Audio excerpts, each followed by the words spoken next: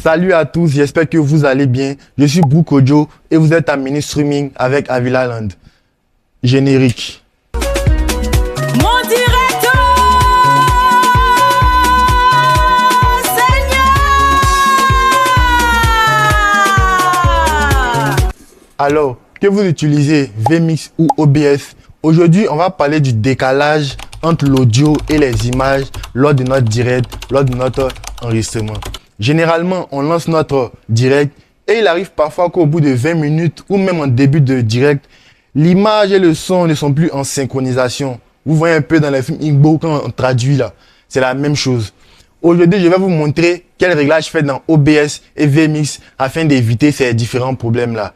Alors, pour ceux qui utilisent OBS, voici ce qu'on doit faire. Venez, je vous montre.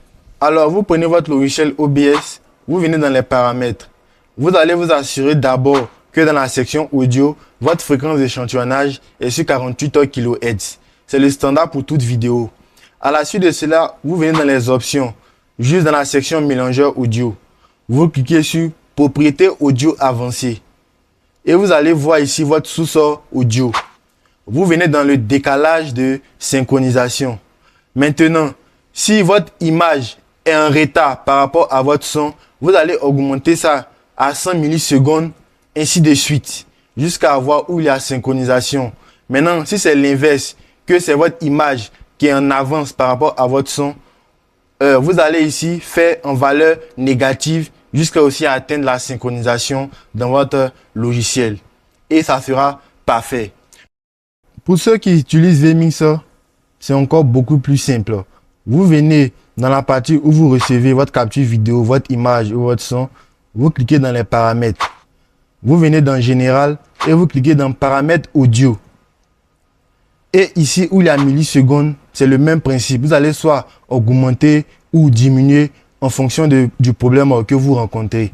Une fois j'ai rencontré ce problème-là, où mon son venait avant mon image et à 450 millisecondes, c'était parfait. Donc une fois que vous finissez de changer ce réglage-là, vous appuyez sur Proche pour valider et tout sera parfait. Ok, avec ces paramètres, vous n'aurez plus de problème entre le décalage de votre audio et votre image. Si cette vidéo vous a fait du bien, n'hésitez pas à me laisser un message en commentaire et surtout, abonnez-vous pour ne rien rater de Mini Streaming. Mon directeur.